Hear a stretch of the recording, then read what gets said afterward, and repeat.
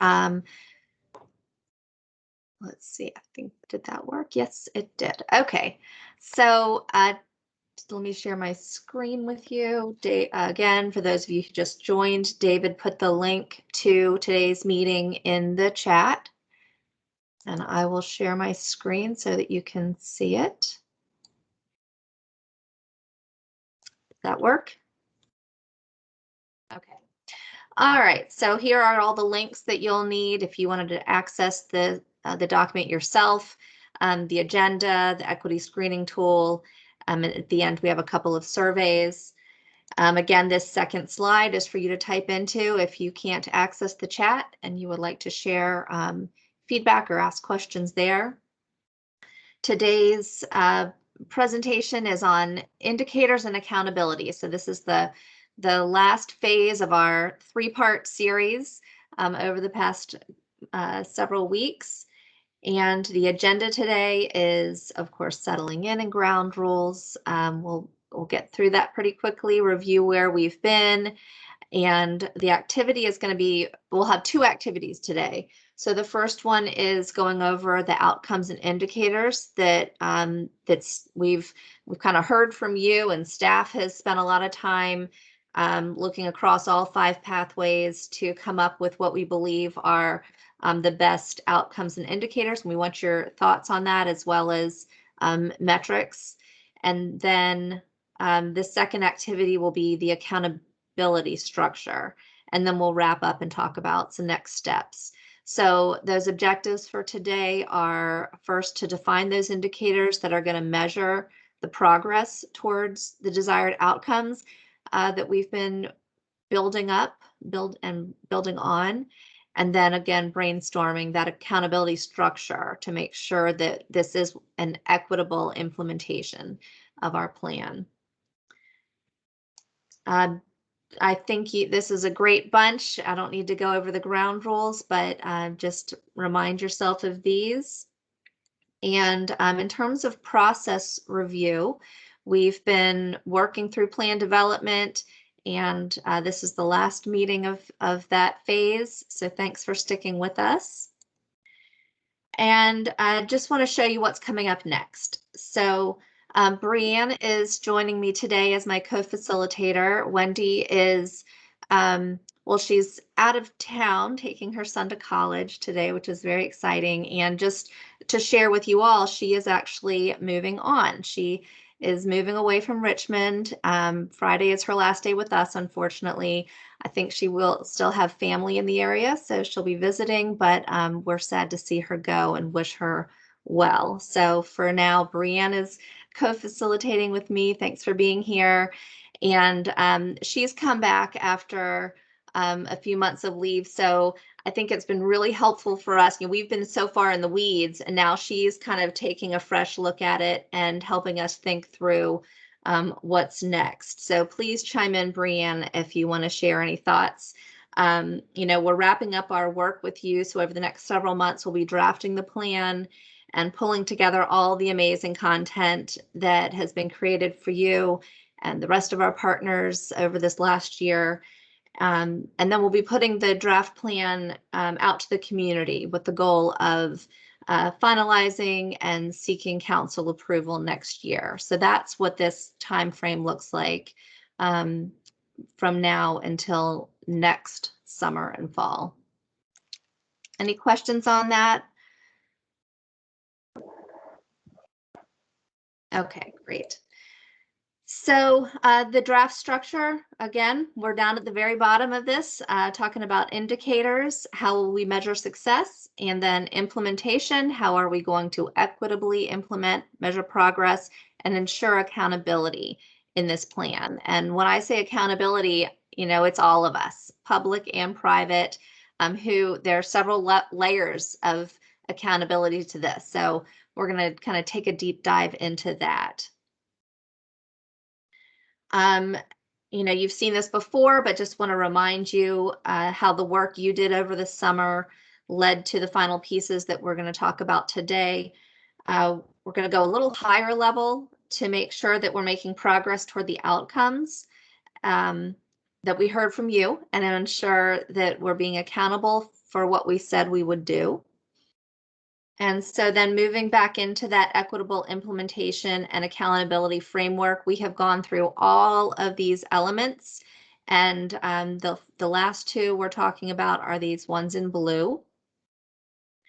So we're going to start with indicators, and just want to break that down a little bit for you. So if you'll remember, during the impact mapping, we talked about outcomes for all of our strategies. And what we're defining an outcome as is an aspect of the future Richmond that the community wants to see. Listening sessions, working groups, we've been pulling it all together. So these are what we heard as the outcomes that the community wants to see. And we summarized them to get to a workable number to identify those overarching themes across all the pathways. And we have 12 draft outcomes that we'll show you in a few minutes. So then the next, for each of the outcomes, we are identifying at least one indicator, and that's how the data point that demonstrates progress toward a specific outcome. So that one is kind of a traditional, indicator of success. But then we also, of course, want to make sure that we're centering equity. So as we kind of went back and forth, should we just do equity indicators? Well, in some cases, we really need to make sure that we're, we've kind of gone back and forth with this the whole time, right? Like, how do we center equity? We want to make sure that we're reaching our goal. So we decided that at this point, if we identify that traditional indicator, we also need to make sure that we are identifying equity indicators. And those are the data points that demonstrate equitable progress toward an outcome. So when we get into the activity, you'll see what that looks like a little more. But first, let's see, an example would be for cleaner and more efficient buildings. That's our first outcome. The city, Richmonders want to see cleaner and more efficient buildings. So the traditional indicator to measure success is total citywide building energy use. That's a traditional indicator for getting us towards that outcome. But how do we center equity in that? Well, let's look at energy burden. And that's where we're going to dig a little more deeply into the percentage of households with high energy burden. And then the data points that we might want to consider are cumulative energy burden across Richmond by income, but then disaggregated by race. So we can even get deeper into centering equity into this indicator. So like I said, there are 12 outcomes across all 5 pathways. For each outcome, we've identified at least one indicator. This one just has one listed. And that's the data point to demonstrate progress toward the outcome. And then also for each one, we've identified at least one equity indicator, and that's centering equity to make sure that it's that we're collecting the information that's necessary to get us. So we're not only making progress toward the outcome that's resilient and lower in greenhouse gases, but will also help us to achieve an equitable outcome. So each outcome is supported by multiple pathways and objectives and strategies. So what we've done is taken the 12 pathways, which are, or 12 outcomes, which are listed here. We have cleaner and more efficient buildings, engaged and involved community, improved air quality, advanced green economy, increased support for climate action and resilience, more green space and trees, lower greenhouse gas emissions, increased heat resilience, increased flood resilience, climate-ready community, less landfill waste, and cleaner and more efficient transportation. So those are the things that we will achieve successfully by implementing the entire plan as a whole across all 5 pathways.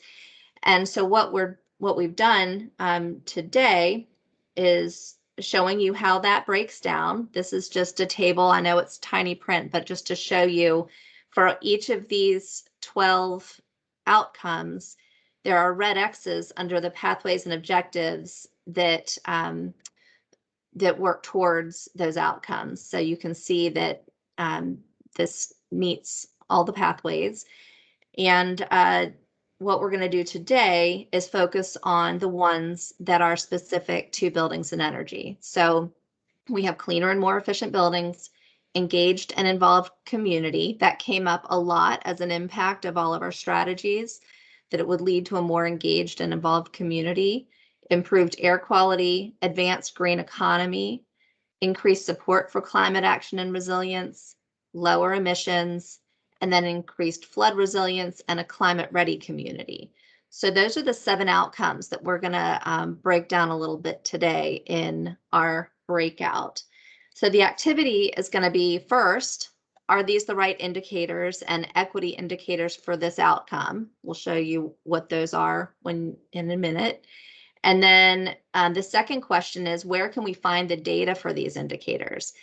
If it already exists, if it's something that's already being collected, that makes it a lot easier. If it's something that's really difficult and going to create a lot of extra, work, and we don't have the resources and capacity, that's kind of setting ourselves up for failure. So we want to be thinking strategically about those indicators, or the data points rather. And then if it doesn't exist, how can we get it? Maybe there's just another source that we can tap into that is collecting it. And then which indicators can be disaggregated by race, income, and other factors. So that's going to really help us get towards those equity pieces. So that's the activity. I'll show you, if you have access to the slides on 23, we have 4 of them: cleaner and more efficient buildings, engaged and involved community, improved air quality, and advanced green economy. And you can see in the first column are the indicators, the second column are the equity indicators, and your facilitator is going to be taking notes. Brianne will be with one group and I'll be with another.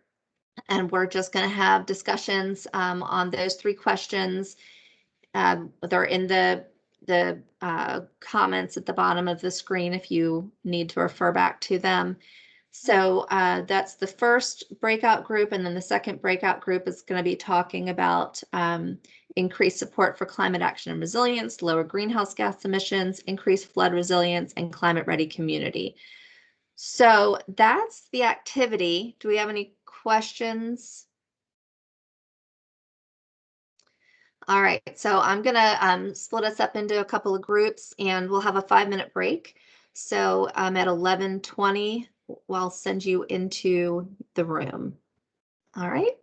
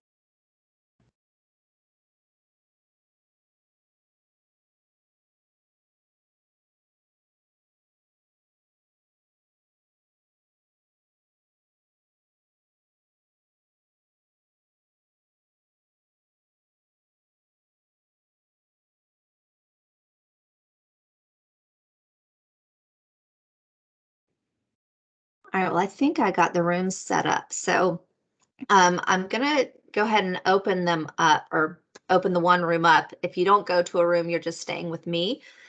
So I'll cover the first 4 on slide 23, and then Brianne will be covering the second slide on 24. If you are with Brianne and you want to come back, just go up in the top right corner and return to meeting. And if you'd rather, if I send you in one group and you have some really good ideas, you can either ask to go to the other group, or at the end, when we come back together, we could ask for any comments or feedback. But as you know, this is a very fluid process. We just want to make sure that everyone is able to participate as best as you can. So with that, I'm going to go ahead and open the room. We will have 40 minutes. So like I said, if you guys want to come back, if you finish early and you want to come back, great. We have another activity. This one, when we did the environment group on Monday, this one seemed to take a little more time than the second activity. So we want to make sure that we're capturing as much feedback as we can. So I'm going to go ahead and start the rooms, and I'll see you at noon, and then we'll take a break and go into the next session.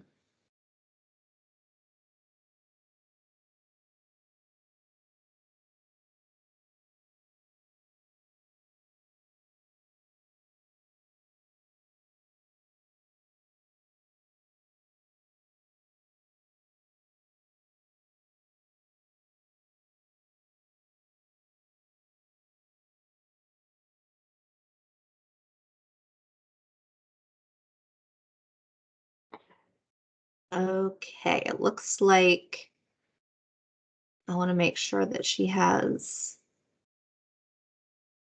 plenty of people. I hope she does. I think a couple of folks came after I set up the rooms, but so we have Jessica from Virginia Energy Efficiency Council, and Fred Bell from Dominion, Josh Young from Planning and Development, and then I think this is Rob from UR, right? Weren't you going to be away? Oh, you're muted. I can't hear you. Or you're not muted, but I still can't hear you. I don't know. Maybe you have, is it so Jeff, say something. Let me make sure I can hear you. Mic check, mic check, mic check. I hear you. All right. I just don't hear Rob. Well, you could use the chat. All right, I just changed my microphone. Does that work? Yep, Yes, got it. Okay. Thank you. Yes, Sure. we want to make sure we can hear everybody. All right. So, all right, let's think these through. Did I say we were doing 23 or 24? We're doing the first one, right? My group. I don't know that you said.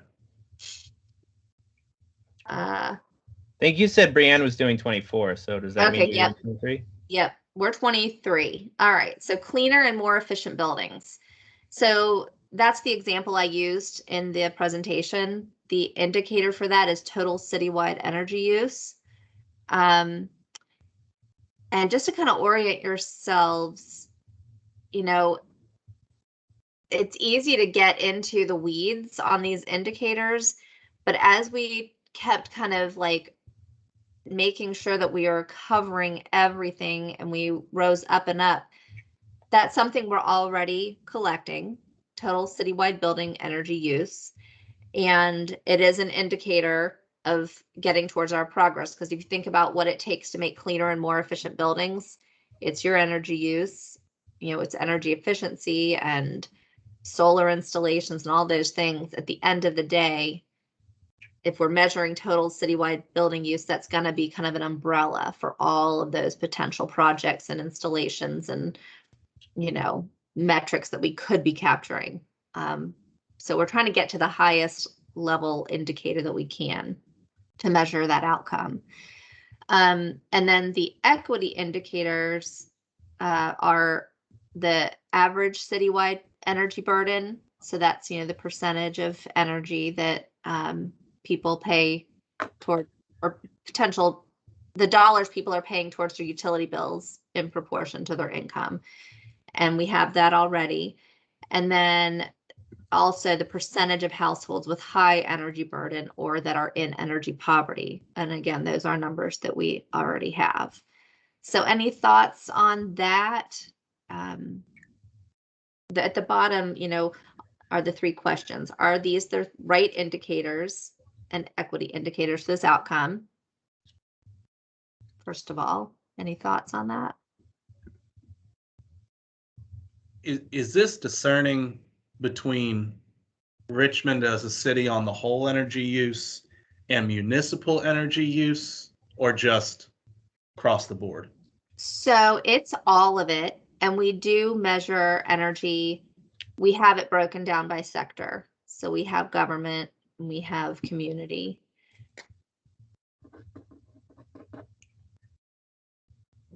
I have a couple of questions about energy use versus use intensity or use per square foot, or however, because if we keep building the way we're building, we might have no growth in energy, but have much more energy efficient buildings. And so that metric won't be representative by square feet or population. So Absolutely. is there a denominator we could use? Let me just make a note of that.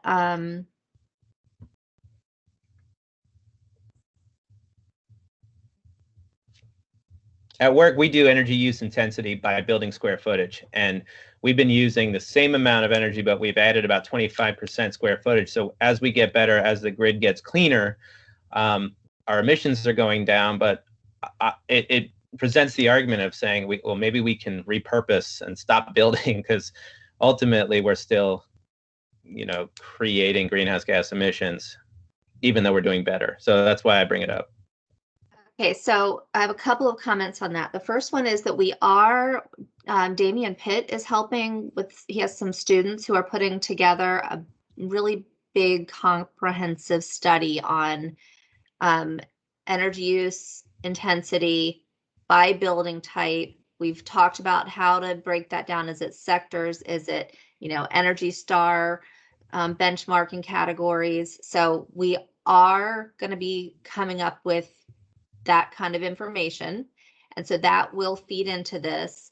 But also, I like to be careful about using that denominator, because at the end of the day, measuring by population or square footage does keep the number a little more, I don't know if you want to say real or accurate on like usage, but when you're thinking about the overall outcome of climate change, like we've got to get our energy down no matter how many people are here or how many buildings. Yep. So if we're really trying to get to the highest indicator, I think if we're measuring total citywide building energy use, within that, there's going to be lots of other stuff we can be measuring, and we will be measuring. And so, but we just don't want to have to report on it. Like if the more we hold ourselves accountable to, the more we're setting ourselves up for being completely overwhelmed, right? Fair enough. Yeah. Could I ask though, could that growth be the denominator? If we're saying that, and I'm trying to think of what that data point would be, but if we're saying that we're kind of stagnant in our total energy consumption, but that's getting us so much more, can we make the total energy use compared to the growth be an indicator? Because a lot of those other, I don't know what Dr. Pitt has as far as square footage data, et cetera, for whatever this kind of reporting and tracking is going to be. But, Rob's point is solid, that a reduction is that something that we really think is capable in the future with the growth we anticipate? And can we use that growth as the normalizing factor? That makes sense. I like that. Yeah. And I'm looking at the outcome, because I completely agree we need to reduce and eliminate greenhouse gas emissions, but the outcome being cleaner and more efficient buildings will be more accurately represented if we have an an understanding of per person, per square foot, whatever it is we're doing. But with the ultimate goal of getting off of fossil fuel entirely. Yeah. Okay. Good one. I like that. In terms of equity, is the energy burden? Well, I have one more thing related to the equity too. So energy use does not represent what type of energy it's pulling from. So if we're being able to access renewable energy, non-fossil energy entirely, it would still want to be more efficient, but that's pretty good. So I think I would like to see an indicator of percentage of renewable non-fossil fuel electricity or energy usage beyond electricity, energy usage for buildings. Okay, and we also have the outcome of greenhouse gas reductions. But I'll add that here. So energy mix. Yeah, I think you have the more efficient point covered in your equity indicators, but the cleaner may not be reflected in what we currently got. Exactly. I think that will fall under the greenhouse gas emissions, because we have all the data modeling for the grid, and that's where like renewables and everything will fall, tracking emissions. But I hear what you're saying, so I'll capture that note. Yeah, from the equity perspective, it has to do with access to those things. Can I ask somebody more learned than I am in this realm?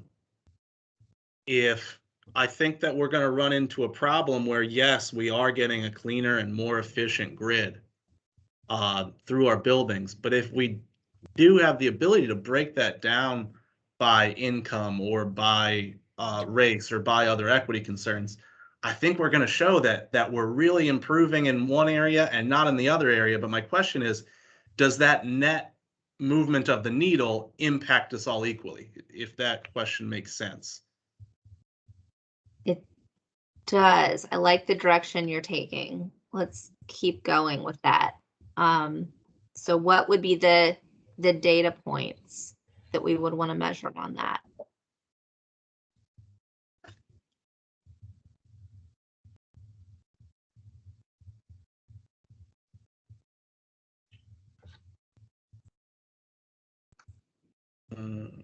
Oh, I just asked questions. I don't have a solution for that one, unfortunately. But something about, are we implementing clean energy usage in disenfranchised populations?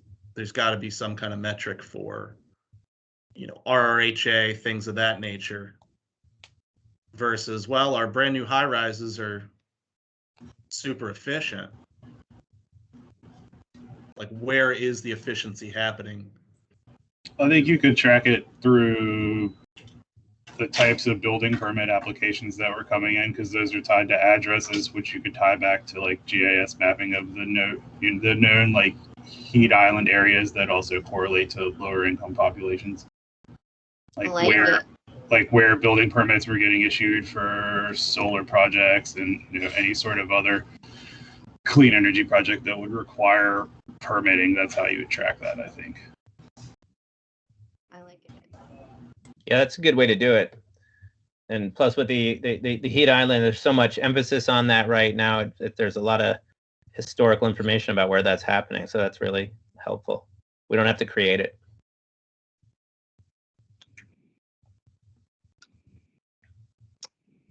So Josh, when those permits, like, I'm not as familiar with, how they're tracked. Is there some database that, like, is there a layer that already exists that would make that easy? No. Was that a no? That's a no. It would take some work. It wouldn't be terribly hard. A little time consuming to go through them all, for the last year, maybe the last 3 years, and create the layer by address of where solar projects are going. I don't really know. I've seen too many other clean energy projects other than solar ones. All right. Sounds like a good idea. Anything else on this one?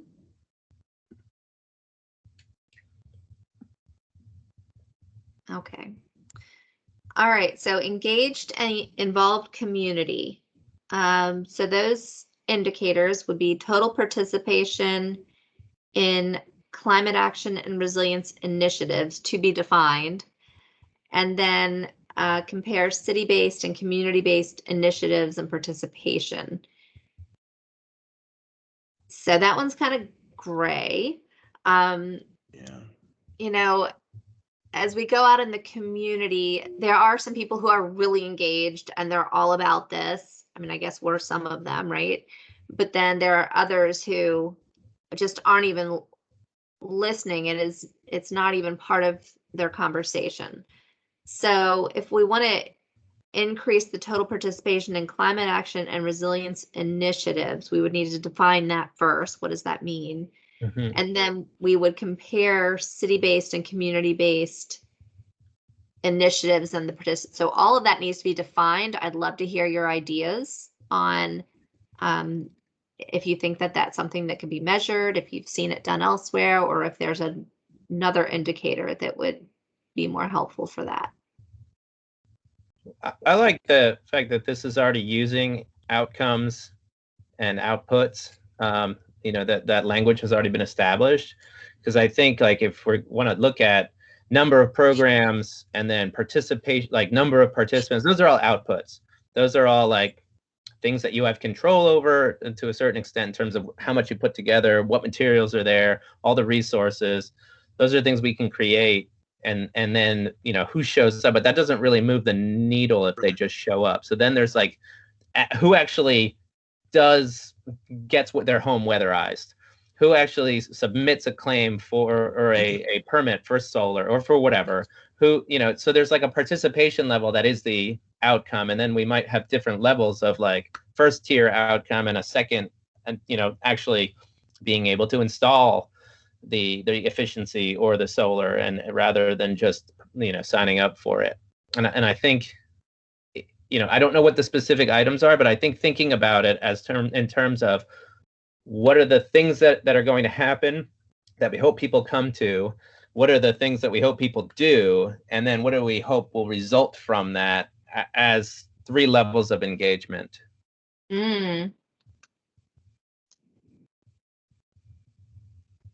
Instead of just who signs up for the mailing list and a self-identifying demographic. Well, look, we're engaging. Well, but the end product isn't necessarily getting to a wide array. Yeah, that's exactly it. I think it's really important to know who's showing up and who's signing up, but like, I don't think that's the purpose. Like we want them to actually do something.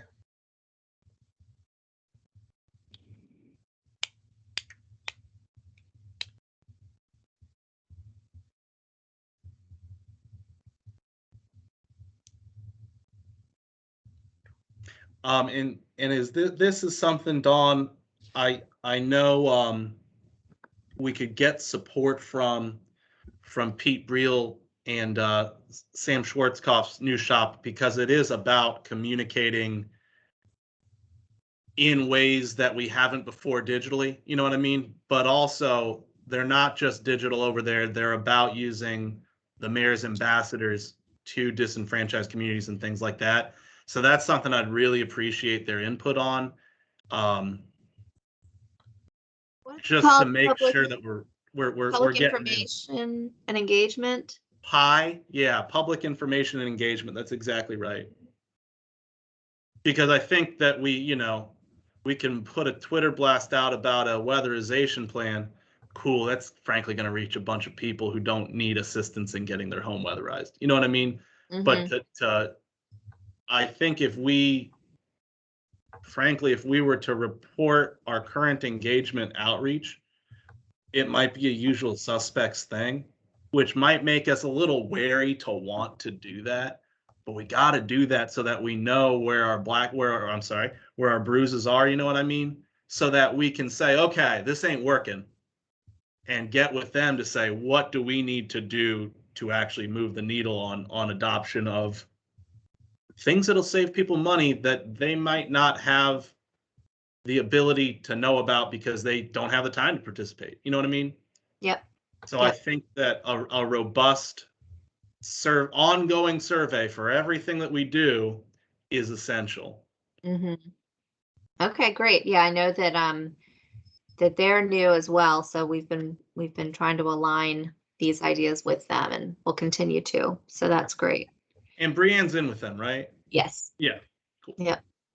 Can I ask a quick clarifying question on the engaged and involved community? Is this for the plan or for post-plan?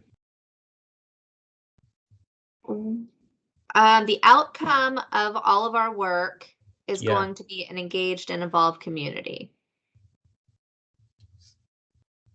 All the strategies between now and 2030 will result in an engaged. Okay, Yeah. so that's helpful. Because I was making an assumption it was not engagement with the planning process, although that is happening too. So that this is with after it's done. Yeah, thanks for asking that, because I have to keep doing that too. Like, wait, Yeah.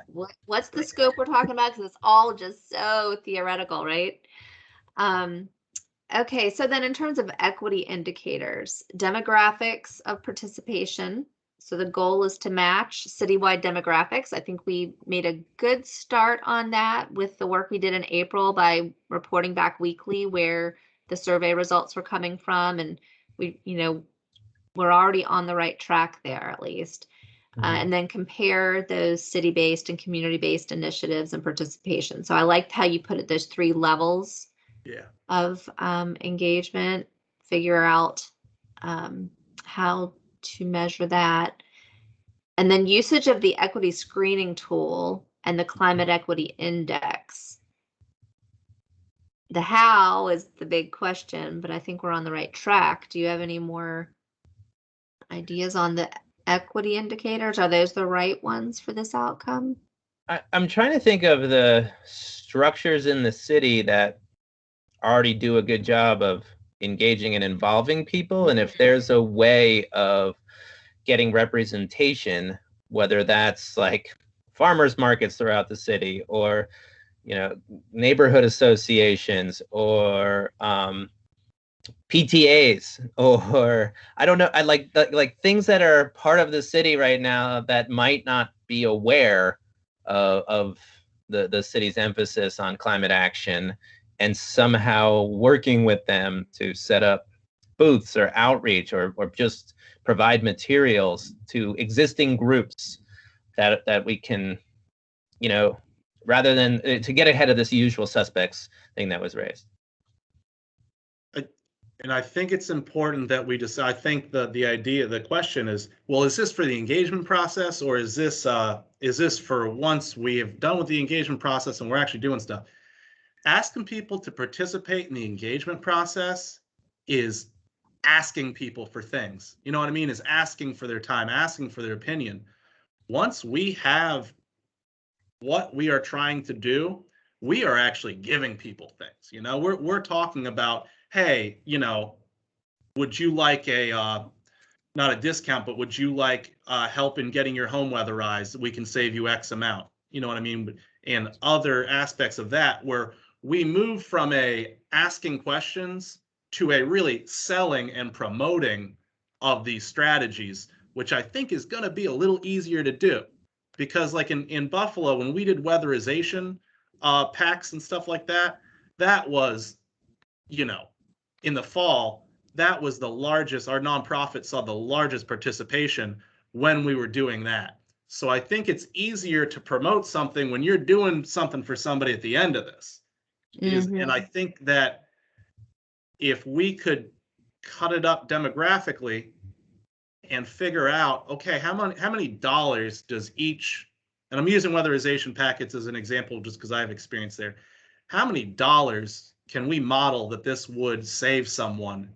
And can we split that up by demographics? Can we split that up by neighborhood to show, we're not just helping people with old houses in the fan. You know what I mean?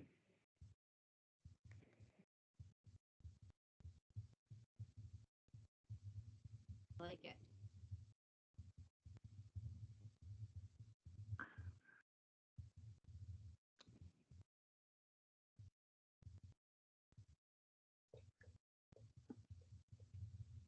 if I'm capturing that correctly.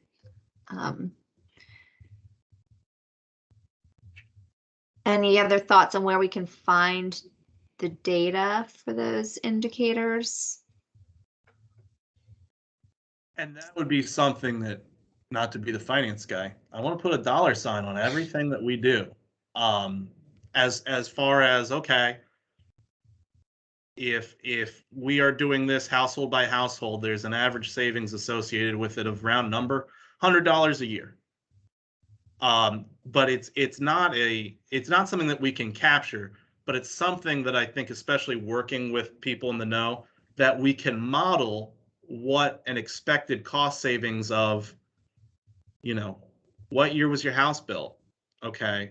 Do you have central and things of that nature? It's a lot of data points, but at the end of the day, it's saying, how much money are we saving for older houses and disenfranchised populations versus how much of it is just that natural growth of energy efficiency that we're talking about in new construction that might not be accessible to everybody.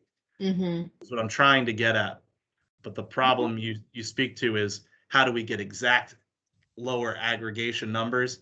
I don't think that we do. I think we have to figure out per pack, per square footage of house we do that with. Yeah, I see that as an example of some metrics that would help with a specific strategy, but not necessarily something that we're going to be able to capture across the whole plan. Right. There's no dashboard that's going to do that. No. But you can take it from the small and say, it is anticipated that each one of these will save a homeowner $100 a year. Okay. Could you please give us, what neighborhood you live in? Right. As we hand out. And once again, sorry to keep going to the weatherization kit thing, but that's just when we talk about lower income communities, that is a need way before getting EV panels on the roof are, Yep. Yeah, I like that. All right. I like where we landed on that one. So how about improved air quality? Hopefully that's fairly straightforward. The typical indicator is days per year with poor air quality, something that's already measured. And then the equity indicator would be some kind of neighborhood level air quality in the future. It's not something that's measured right now, as far as we know.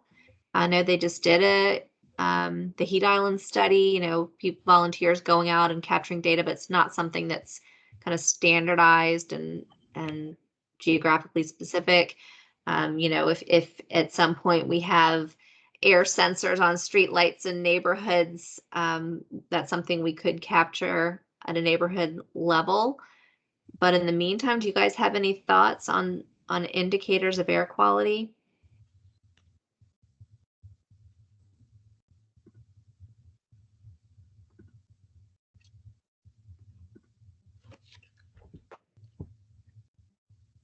When my weather app tells me the air quality, is it doing that aggregated into zip code, I presume?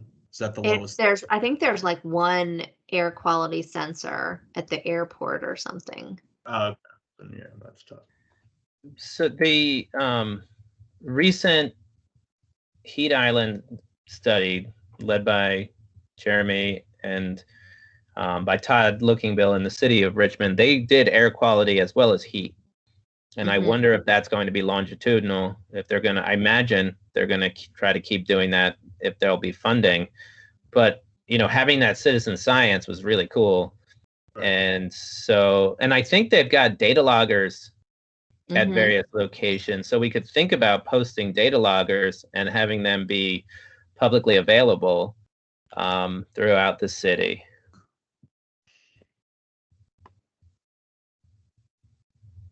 And then just pulling that data from the heat mapping that they just did would be great, because they're not just doing heat. What is the actual hardware for that? Do you know, Rob? Like, what is the? I know it's I don't know what it is. It looks like, I don't know, a garage door opener of about that size, and there's a sensor in it that takes in the particulate data, and I think it does it at 5-minute intervals. And we have those around. I work at the U of R, and we have those around campus. And then for the vehicles, I don't know exactly how it worked, because essentially you attached a pack to the outside of the window, and there was a tube that took in air, and it measured air speed, air quality, and temperature, and reported directly to a tablet. But I'm sorry that I don't know more about exactly how it works. Because I know that schools have the little, hey guys, barometer measure and stuff like that, and I'm wondering if there is some kind of ability to make schools a collection site for that. Now, if Such a those good idea. if those readers are $2,000 a piece, probably not. You know what I mean? No, I don't think they're that expensive. It's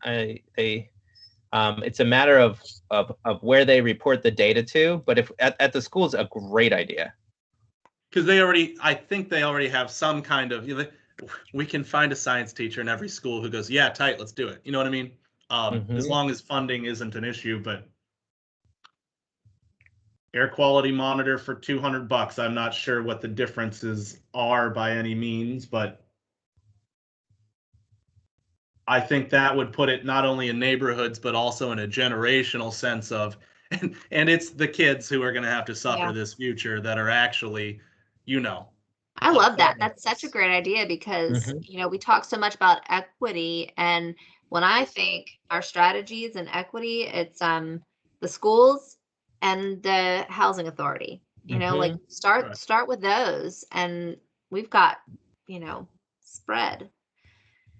All right, great. And then the last one is going to be advanced green economy. This one I need help with. We kind of bounced all over the place with this one. Is it number of green jobs? Is it the number of businesses that are reporting on some level of sustainability? Is it the number of businesses who are participating in some kind of, green certification program or LEED or Virginia Green, or I don't know. What would be an indicator to easily, let's say annually, get some kind of indicator of success that we are advancing a green economy in Richmond?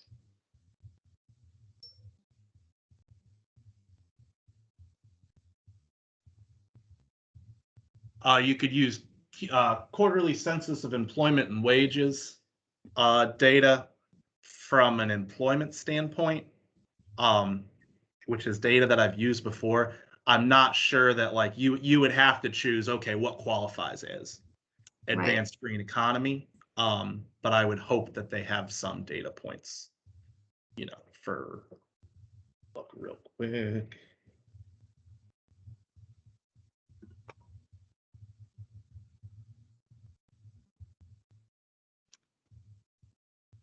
Where does that come from, that data?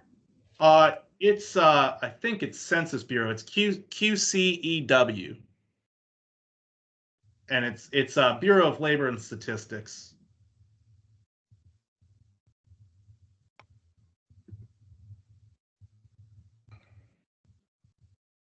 And it is some deep dive of data, but it exists is what the point is. We wouldn't have to create anything. Okay. In terms of green businesses, I guess, Josh, do we track, like LEED buildings, or not just LEED, but any kind of sustainability in the permitting? I don't know the answer to that. I know that there is a box you can check in the permit software that says that the project will be, but I don't know if anybody's checking it or not, or if anybody's tracking it. What does the box say? Let's see.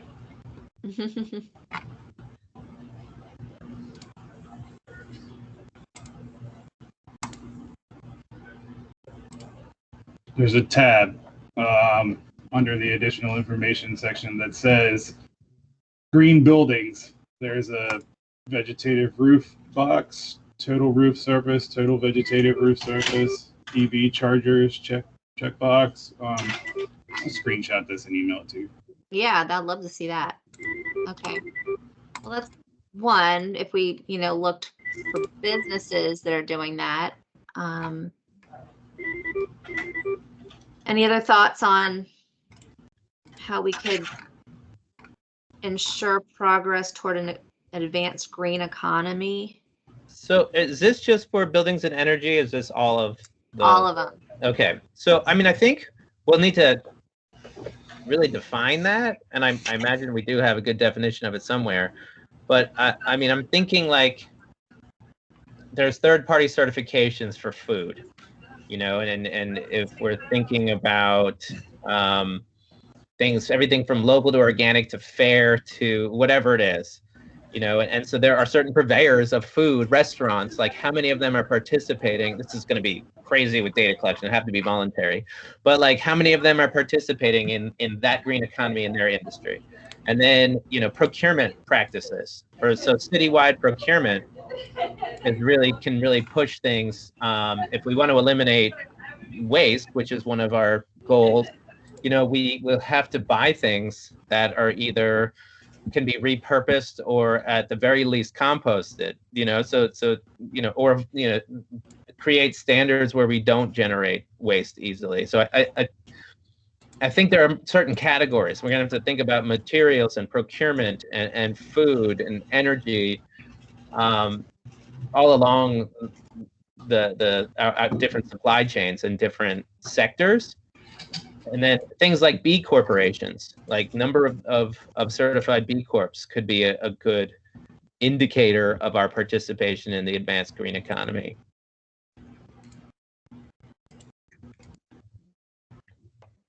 But the outcome feels vague. Oh yeah, it is. It is. Like I said, it started with, all of these great strategies are going to help the economy, right? Because while there's a lot of lost leaders, there's an ROI, and eventually it's going to be great for everyone, right? So it will advance our economy. And then we were thinking, okay, then green jobs and sustainable businesses, attracting the kinds of manufacturers that are doing good things, like all the whole private sector business community wrapped up, like trying to make Richmond attractive for sustainable industry. And then it was like, well, how do you measure that? I don't know. Okay, well, why don't we just say the number of businesses participating in these different certification programs, because maybe that is something. Like I know the waste group wants to have like a small business identify or help to foster green practices in small businesses, especially in disenfranchised neighborhoods, communities. So if we're giving them some kind of like recognition, we're helping them, we're incentivizing green practices, then we can start quantifying those and report on that. So we have to kind of weigh it between what's a big wish list indicator versus what is what's something we can actually measure. That's super helpful. I think I was thinking of it a little bit differently. So if it came from economic vitality, it feels like we should somehow measure the economic benefits of a greener, more sustainable business practices or government practice, whatever we call them, financial practices. There should be a way to look at that ROI, and that would be the indicator. I like that. I don't know how, but I think somebody will know how. Yeah, I like that because that's helping to sell the story, of why this is smart, all of this. There's also a qualitative aspect. I love it when everything's on a table, but there's also a qualitative aspect of the place on the corner of Harrison over there. Hey, why did you bring your locally sourced food to Richmond? Why was Richmond the place that you guys wanted to be? So I think that every time that we have a data table, we need to match that to some business's story, to somebody's mission, so that it's not just, yep, look at the way the numbers are going. It's also people. And hey, we utilized through the city of Richmond the Veridient, energy building usage modeling stuff that Yeah. really helped our bottom line. We can't get everybody's dollar sign from that, but if we can highlight a couple a year and promote that, then that's more people going, oh, okay, cool, I own a restaurant, that might help me too. I think that's so smart. I think about our new census data and how young we are, Right. and how important it is for people to continue to move here in terms of, you know, just the health of the city. And the young people are not going to move here if we're not an advanced green economy. So there's you know, that might not be their primary reason, but there's probably, from a storytelling perspective, you know, building up what you're saying, Jeff, like we can, I think it's important from a recruiting and retention of residents to have an advanced green economy. I love it. So we could survey them and find out how important it is. We're working on a technology zone. I don't know if you're aware of it, Dawn. A paper that's going to be an ordinance that's going to be for technology zone to give tax breaks to, you know, folks who use advanced technology in, you know, name it, bioinformatics. I'm trying to find green technologies. Generally, they can get a discount tax break on their B-poll, things of that nature. So I think that would be something that if it passes, sea level rise and recurrent flooding. What are you looking at? It's I should know it by heart with how many times I've read it. Ordinance 2019-275. So it's something in Mr. Sledge's economic development toolkit that when we can use for business attraction. So I think a metric of how many people are involved in that, and this is all before it's actually adopted into code. I'm just saying that programs like that, can we count the number? Because we're already going to collect the data on how many people are involved in the program, right? And what their category is. What other existing city resources are there where we can aggregate data on an application form ahead of time and not say, boy, how are we going to ask these 100 different businesses information? You know, if that's something you'd be interested in. Great. To do an inventory of what we're already doing or what we plan on doing. Okay. All right. I will have to ask you about that again, but it's a great idea.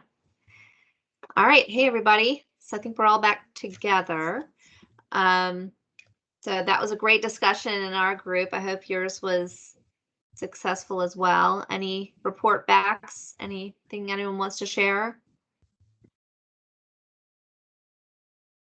Well, I'll just share that, yeah, definitely a great discussion. I think we got through everything. Everything is very interrelated with all of these, and there's a lot that we can dive really deep into if we can get the data. So happy for others to share as well.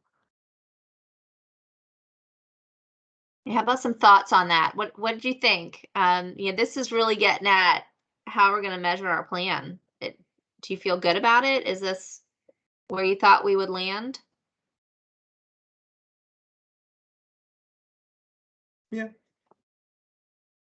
I think it's important that we have a realistic assessment of this is the data that we have now, and these are the next things on our wish list. You know what I mean? Because it falls into, yeah, there's a data set for that, and wouldn't it be nice if?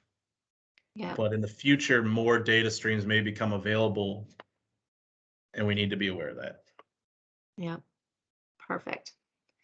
Okay, great. Well, that was it for the first activity. We're going to take a 5-minute break, and then I will introduce you to the next one. So let's all take a couple minutes, and we'll be right back.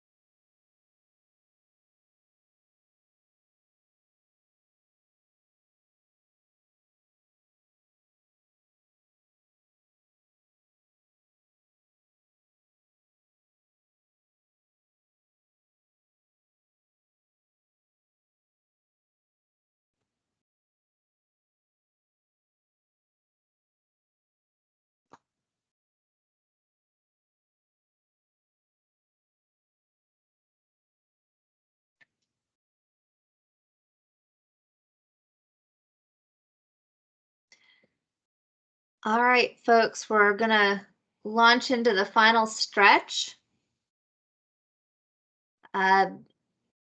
We're almost there. The last piece is accountability and transparency. So if you're back from your break and you want to turn your cameras back on, so I know I have people, yay. All right. So accountability and transparency, that's what is next. We're going to go into an activity discussion about these, about this. And I want you to be thinking about these two questions. So what does accountability for this plan mean to you? You know, we've been going around and around on this in our office, and we haven't landed in any one place because accountability it's like every single person, right? But then we were like, well, what does transparency really mean? We hear that all the time. Government needs to be more transparent. And as a government employee, and I'm sure everyone from the government could say, we're putting information out all the time. We can put, tons and tons and tons of information. But is that transparency? Really need to think a little more deeply about what is it that we want to, what is it that makes us transparent in this process, transparent in the implementation of the strategies, transparent in the reporting of everything, whether it's annually or every 5 years, or we're gonna have these different kind of report outs. So those terms, transparency and accountability, I'm just kind of like throwing my my stream of consciousness about those words out there because I want you to be thinking in that direction. When we're talking about government accountability and we're talking about government transparency, what does that mean, and how do we develop a process that's effective and sustainable? So, what does accountability for this plan mean to you is a question. And then the second one, how would you ensure equity is centered in the implementation of the strategies? So we're going to be digging into those two questions a little more. What does accountability for this plan mean to you? You'll be asking yourself, who is being held accountable? Is it the Office of Sustainability? Is it Jeff Crawford in finance? Is it Josh Young in planning and development? Is it Dominion? Is it DEQ? Is it the neighborhood leaders? Who's being held accountable? Who ensures accountability? How is progress reported or communicated? How can we increase and streamline interdepartmental communication and collaboration? A lot of this is going to come. We'll have city stewards. We'll have interdepartmental collaboration, especially when it's around aligning projects and budget requests and reports and things like that. How so much of that goes on all the time. We're all being pulled in all these different directions, trying to align and move the needle forward. But how can we ensure that process is effective and streamlined so that we can collaborate effectively? And then who owns the plan, and what does that mean? We keep saying a community-owned plan because this isn't like a city plan. This is like City of Richmond Office of Sustainability plan. This is really, we're trying to set up these strategies. When we walked through those equitable implementation next steps, identifying potential partners, identifying potential grants or funding opportunities, legislation. It's really because we want to kind of put together, I keep thinking of it as little kits that we can hand off to a task force that's going to go out and make it happen.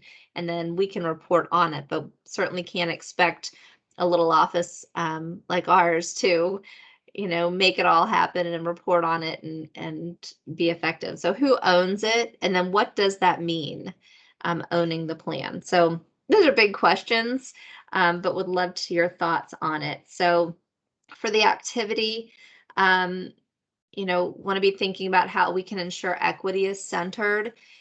Do we want there to be a new standalone group to guide implementation, kind of like the environmental justice, racial equity roundtable in some form? Or can we can we use existing tools? Obviously, the Climate Equity Index and Equity Screening Tool.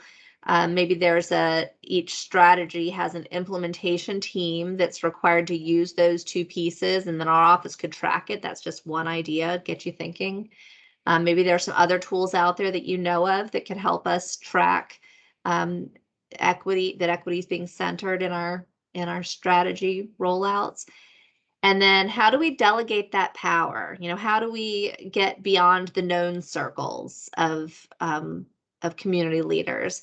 It's so easy to say, oh yeah, this group's already doing it, so let's just have them lead. Well, everyone's strapped. Everyone who's already doing this is already overrun. So how do we make sure that we're really actually in the last breakout, a couple of our folks made some good points that there's a difference between engagement, sharing information, and then actually making the plan effective. So you've got these two levels of engagement and you've got these two levels of success, and it's easier when you have something that people are going to benefit from. It's easier to get them involved. So how do we get past that information stage to actually getting to the people who can take advantage of these strategies and see the benefits of them?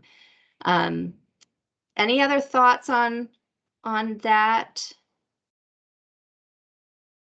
Okay, so then those are the two questions. We're going to go back into two breakouts to talk them through.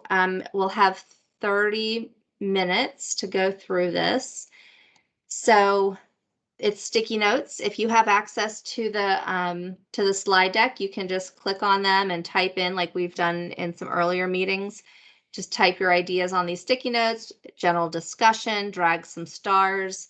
The questions are down at the bottom of the slide, and there are two slides. So the first one is that question on what does accountability for this plan mean to you? And then the second slide is how would you ensure equity is centered? And all of those kind of prompts are also down in the comments. So my group will work on 33 and 34. Brianne's group will be 35 and 36. And while I set up that breakout, Brianne, I'll just ask you to add to that those instructions if you can think of anything else that would help this conversation. Yeah, I don't think I have anything. Oh, there's an echo for me. I think it's fixed. Okay, yeah, nothing really to add. I think this is definitely a brainstorming activity. We want everyone's thoughts because we want to hear what direction you would go with both of these topics. We haven't internally, like Dawn said, really come to a conclusion or anything. We're just starting to think about these pieces for the plan overall. So yeah, just throw out anything you'd like, I think.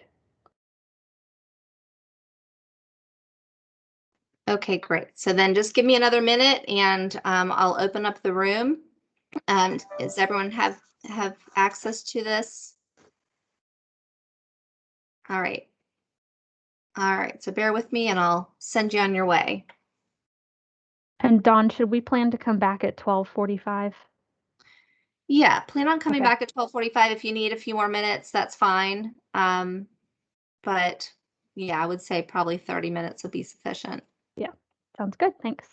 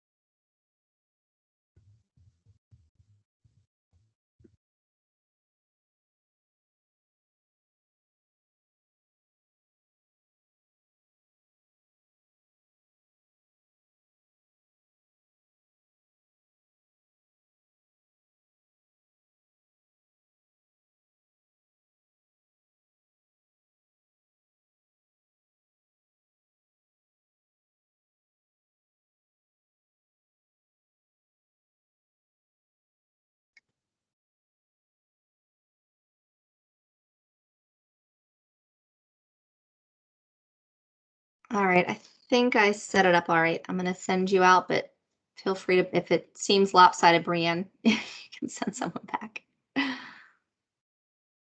Sounds good. We'll kick him out. All right.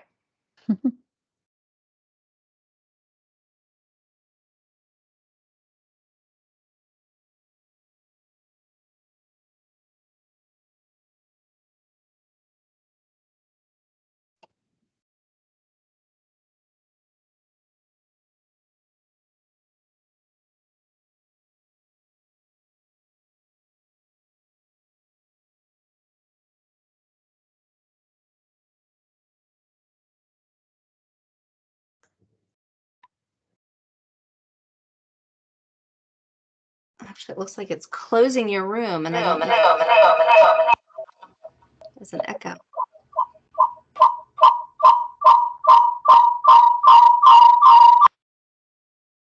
There we go. Do you think we should just stay in one big group? I don't know how many people are here, so. Okay, let me try that again. I think I had to close it from the last time you guys came back. I had to close it. Now I'm reopening, so. Yeah, I don't know what that echo was.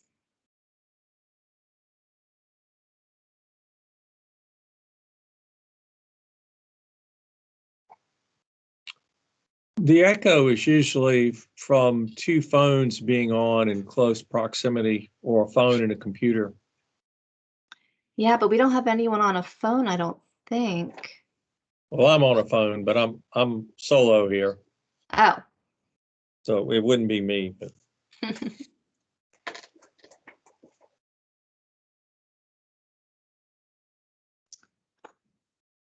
Oh my goodness, Teams is so slow.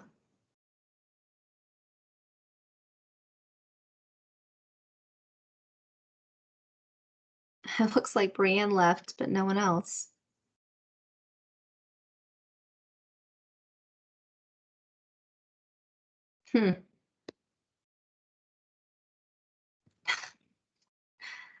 That's really strange. It looks like she. That is really weird. I don't know. Maybe we should just all stay here.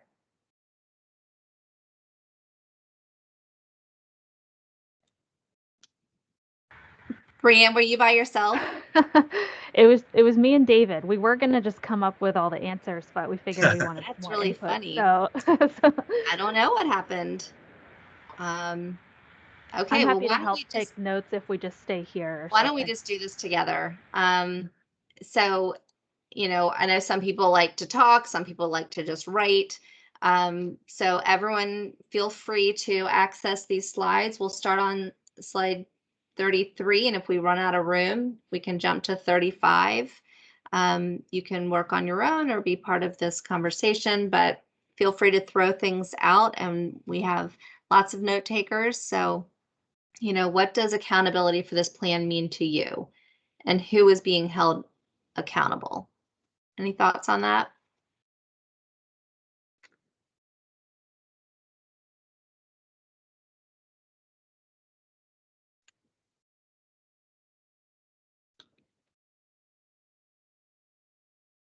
I think there are a couple different layers. You know, there's the city being held accountable for our goal.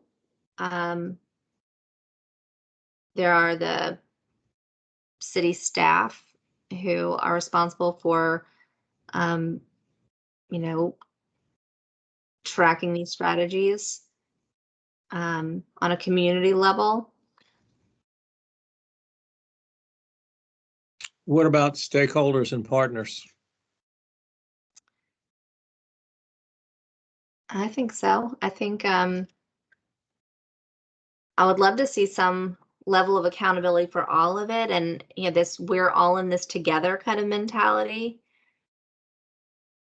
But who ensures that accountability?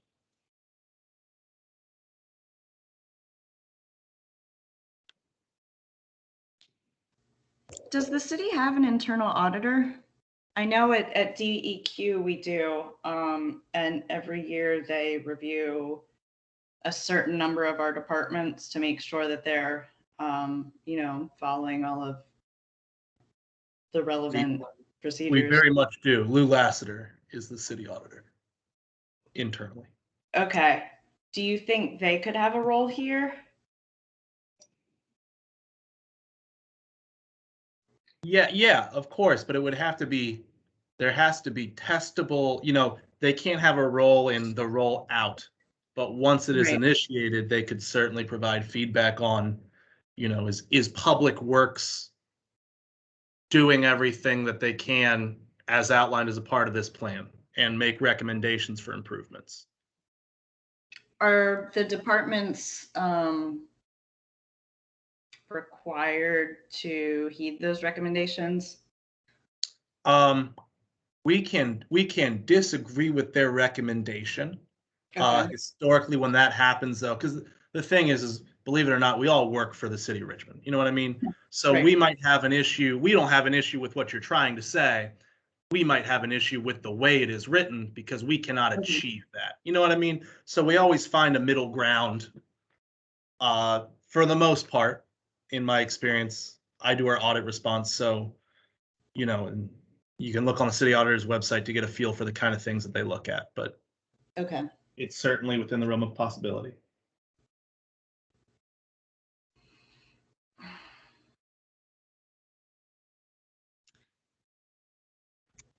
And I'll just share, in case this is helpful, we posed this question to the roundtable at their meeting last week, just to get some initial thoughts. And they really wanted to see like an independent citizen body that would sort of hold the role of like holding others accountable, which would include, our office for like the annual reporting, the people responsible, like other departments for the implementation, but as well as businesses and industry for their role in, polluting and, not contributing to the cities or their stated goals. So just wanted to share that, and that citizen group would be paid for their time and their role in doing that. So just wanted to share in case anyone wants to jump off of that idea.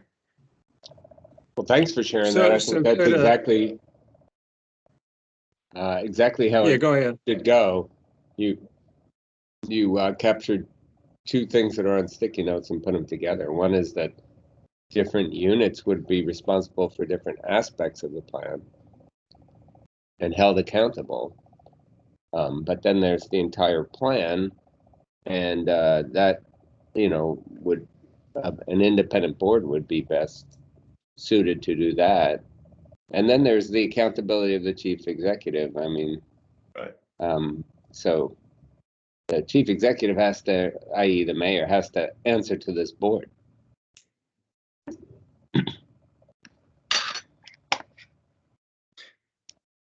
Can I ask real quick, is there a proverbial council of Elrond or something of all of the environmental nonprofits in Richmond? There's probably folks from RVAH2O who know folks of the James River Association with our local chapter of the U.S. But is there any central place for all these folks to send one member? Is there an annual conference? Is there anything like that for the city of Richmond? They're all just fighting each other for grant money, right? Is that what the perception is? Yes. Okay. We do get together. It's funny. You'll see the same groups at a lot of like collaborative types of meetings, events, things. And you'll be like, oh, I saw you, here we're at the green infrastructure meeting. Hey, I saw you talking about stormwater. I saw you talking about trees the other day. All the same people, but there's no one place where we all get together or like convener right now. Because if there was an appointed board to oversee this, and every nonprofit who had an interest, or every, dominion who could come quarterly and be part of the speakers on the other side, you know what I mean? I think that would be incredibly powerful and kind of a continuation of what we've been doing in these work groups.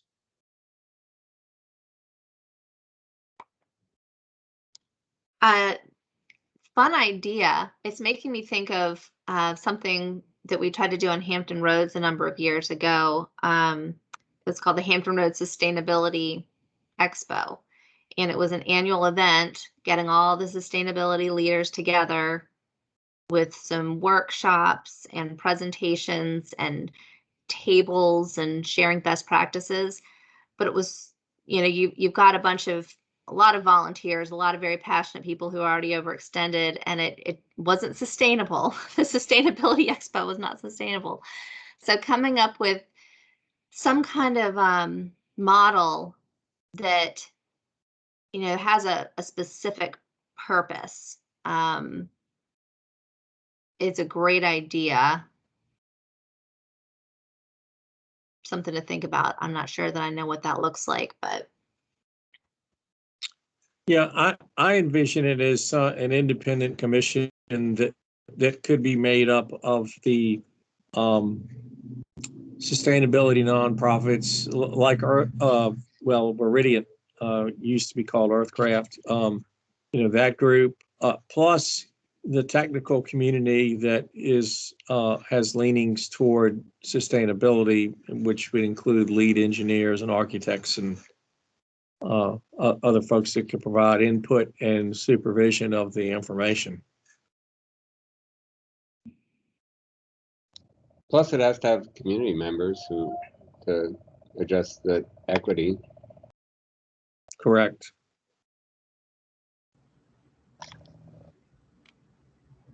Years ago, there used to be a green building happy hour thing for professionals. I don't know if that's still going on, but I think similarly how we need to inventory what our metric resources are. Do we have a listing of who these different organizations are and what their lane is to know that, hey, we have something the city's trying to do to engage those folks? I know that this represents a small cross section of that, but how do we leverage the work people are already doing at the end of the day is what I'm trying to figure out. Yeah, great question. Yeah, I mean, that's where you guys came from. We have a stakeholder list, hundreds of organizations and people, and wanted to make sure that we had representation across the board. And this is what it ended up looking like, and lots of lessons learned, but also room to grow and good ideas. And I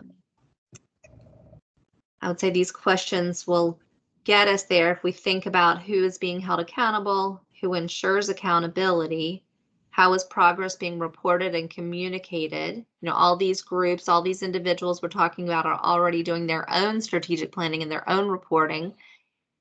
Who's responsible for pulling that together and sharing it as it affects this plan? Lots of pieces to pull together.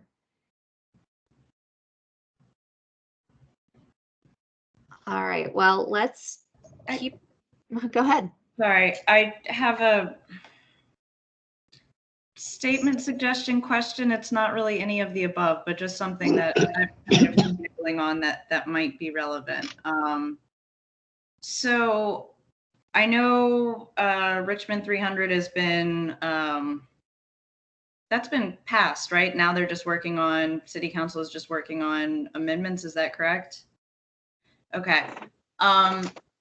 So Richmond 300, I was really excited about the tree canopy cover goal. Currently, the city is 42% canopy cover. The goal says we're going to get to 60% with a minimum of 35% in every neighborhood. And then the draft city center small area plan came out, and I did a not super precise calculation, but decent enough to find that what the city set forth or proposed for the small area plan includes only 6% tree canopy cover. So I submitted a public comment. I don't know what's going to happen with that, but I'm just, thinking about that bummed me out, because I was like, I thought we were going to, like, Richmond 300 said, this is what the city is going to do. And I don't know if that was, probably it was somewhat rooted in funding constraints. but so I'm wondering, are there any ways that we can kind of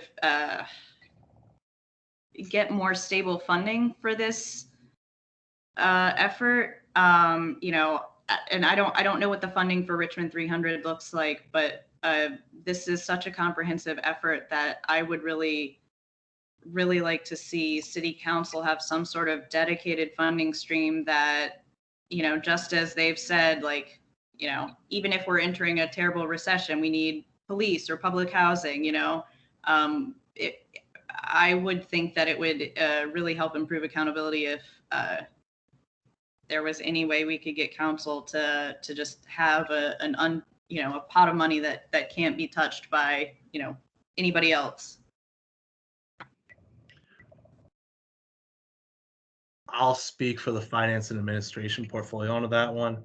We are generally against putting red tape around revenues, because when we do have that shrinkage in our general fund growth, all of a sudden it's okay, well, we can't touch this money, and it takes away from our ability to. So I hear what you're saying 1,000% on the accountability side, but as far as putting things into special funds, the issue is that ordinance will continue on, and all of a sudden our needs will change with our, you know, if something happens like in 08, 09, and it creates additional administrative burden for us to do our budgeting. At the end of the day, what we try to do is run a positive fund balance. Mm-hmm. So I think one of the best ways that you could do that, because what you can't say is, okay, 7% of all general fund revenues will go towards green projects. But a good strategy to make that happen is to look at our fund balance policy, which is, okay, at the end of the year, we have X amount of dollars, and it formulaically goes to different places across the city. The best way to do that, from my perspective, would be to speak to that fund balance policy to say, as a concerned citizen, I think we should adjust that fund balance policy so that a portion of it does go to funding, so that when we do run an overage, which we try to do as much as we possibly can, that excess money is put into a special fund for that, as opposed to a set part of our budget, because that really disables us from being able to react when we need to, if you know what I mean. Yeah. Okay, and so would you think that the excess funds, like, would that be the only pot of funds that RVAgreen would be able to tap into, or? Oh, no. There's other grants and stuff like that, but as far as like a general fund revenues, spoken just for tree cover, let's say. But when we talk about capital projects, when we talk about green buildings in the city and stuff like that, that's all built into our capital projects. You know what I mean? So it's hard to separate out what is RVAgreen from what is it that we're doing. So what you're interested in is a budgetary flag, I think, which we can talk to the director of budget, who was newly appointed. But yeah. Thank you. That's super helpful. No problem. Yeah, the fund balance policy, that's what you need to look at getting changed. I like it. Great. Okay, well, let's move on to the second question, which is, slide 36. So 34, right? What are we doing here? 35. 34. How would you Wow. ensure equity is centered in the implementation of the strategies? Should there be a new standalone group to guide implementation, and what is their role? Like the Environmental Justice Roundtable, Brianne gave a couple of thoughts. Anyone want to expand on that?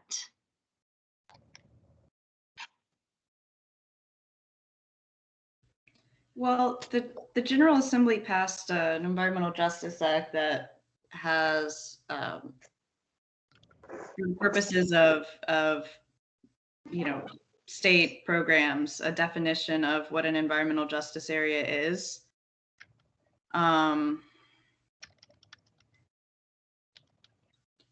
it could be helpful to have some actual triggers or definitions of, you know, and I'm sorry, you might already have this, but of what those focus areas might be.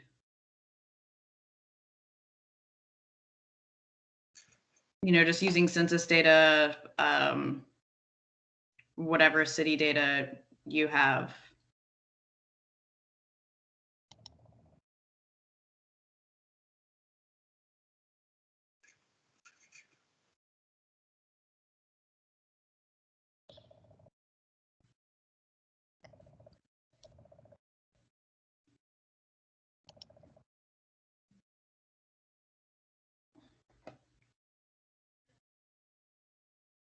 So how about each of the organizations that you represent? When you think about centering equity, what have you seen work within your own organization? Is it some kind of like a watchdog group? Is it a person who's responsible, like that's their job? Is it some kind of policy that you have to report on, like a performance evaluation speaks to?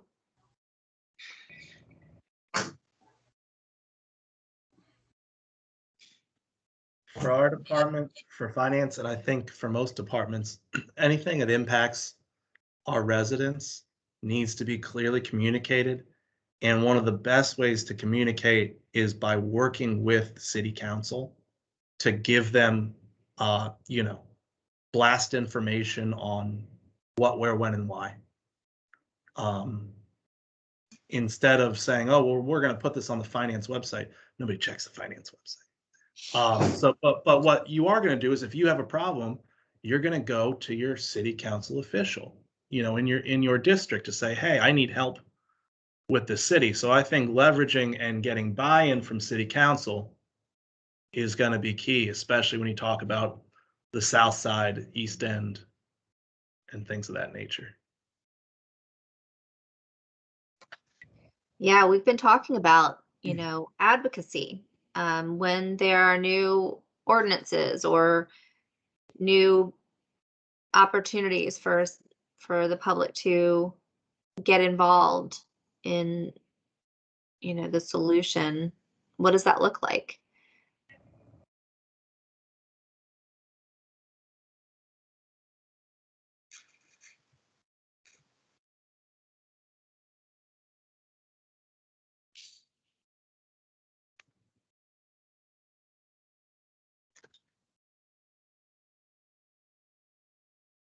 All right, so let's see, need data at the neighborhood or zip code level as well as by race and income. And I think, Brianne, refresh us on the Climate Equity Index. It captures a lot of what we need, right? Yes, it probably has everything that we need. Everything is at the census tract level, and we have 39 demographic, health, housing, other factors that we can kind of zero in on. It just needs to be updated with 2020 census information. So that's one thing we'll be working on. But We don't necessarily have it at the neighborhood or zip code.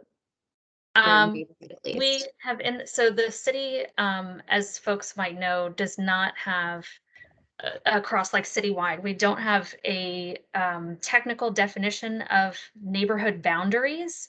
The police department is, I think, the only one that does, or sort of emergency communication, so that they can track things by neighborhood that way. We use the census tract as the level, and this might be getting too into the weeds on mapping, but it's generally big enough to be considered a neighborhood, but small enough that it can actually be meaningful. And then we can also aggregate the data at the zip code level if we want to, but because the city, you know, zip codes cross city boundaries and are also pretty big, that may or may not be meaningful for different factors that we're considering.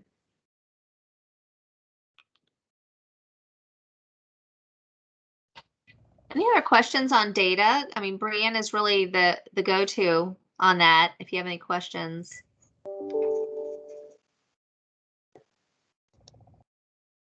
Is the census parcel data available for Richmond yet, or are we waiting until September for that?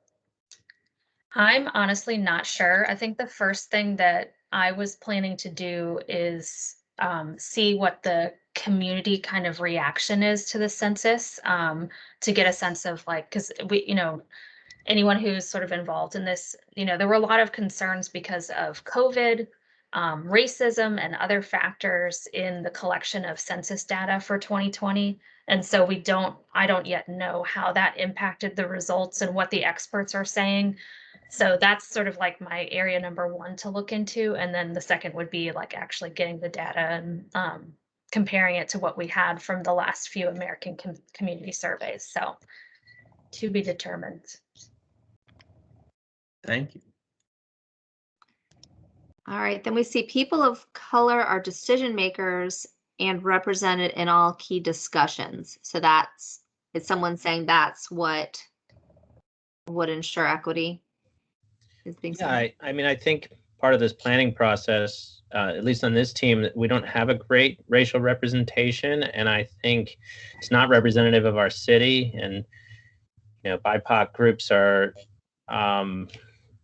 equity it's impossible to have.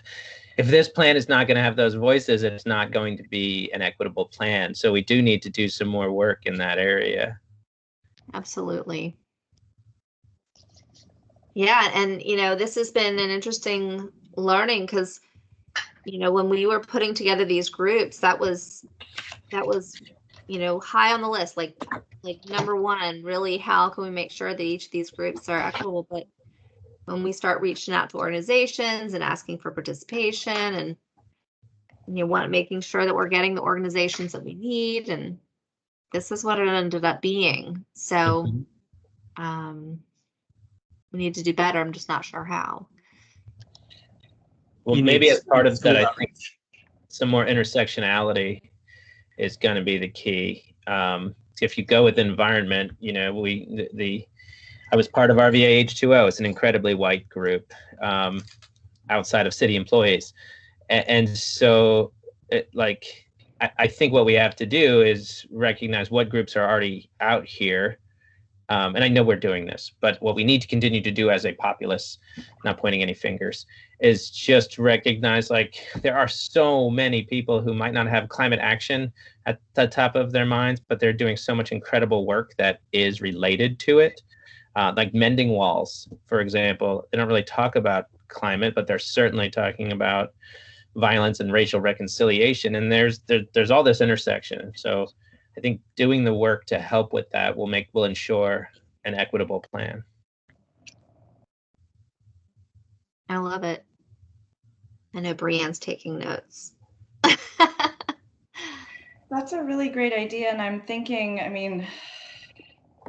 I know the city has had mixed success with commissions, but could there be, or is there any sort of just an equity commission?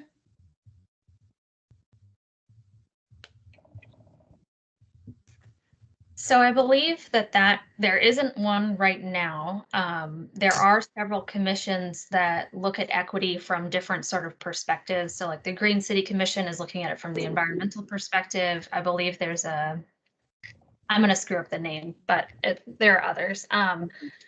The equity agenda that came out, I think, that it was a draft earlier this year, I believe, and was out for public comment and all of that. I think that part of that initiative in terms of implementation will be having some sort of group, both in terms of internal representation and external, that looks at equity across the entire institution. So I believe we're heading in that direction. I just don't know what the timeline is.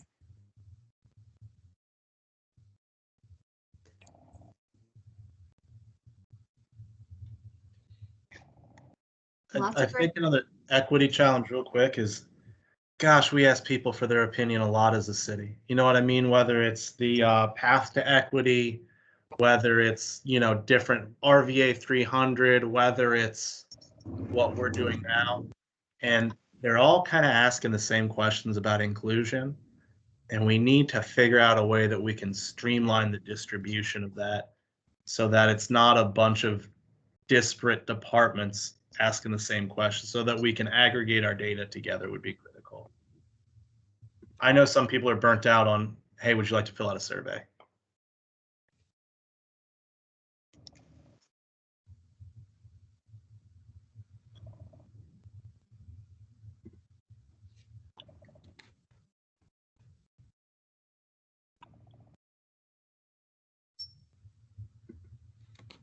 All right. Well, any other thoughts on this? Any tools that you know of out there besides the Climate Equity Index or the Equity Screening Tool that could help?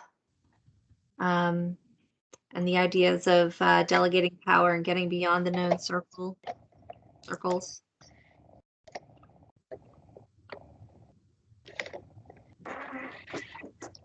All right. Well, if you have any other thoughts, please put them on the notes, and we will wind down today. So what's next is that the Office of Sustainability will be taking the input and content that we've worked on over the last few meetings to refine the strategies and implementation, and thinking about kind of some internal steps that can these can be aligned with as we head toward the draft plan. And so we may be reaching out to each of you with specific questions. We've just can't thank you enough for all of your dedicated time. You're an excellent group of subject matter experts. So thank you for being here. So, please let us know if you're interested in helping with the plan development. We are going to be pulling all these pieces together. So some of those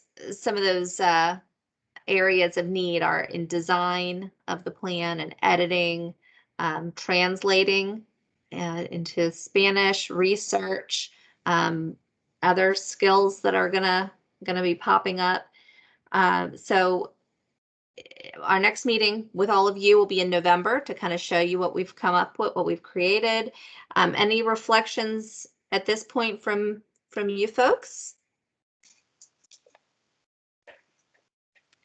All right. Well, so we do have a survey. David's going to put it in the chat, and it's a community capacity volunteer survey. If you do have skills or thoughts to share with us on getting some more resources and capacity to help with the development of this plan. There's also the survey for feedback to our team. If you would like to fill that out, David will put a second link in the chat.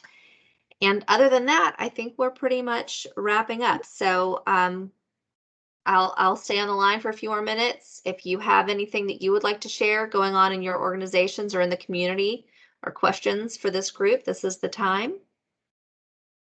Otherwise, I'll give you back 12 minutes of your day, and just want to thank you again for your time. Really, really grateful. Enjoy the rest of your summer.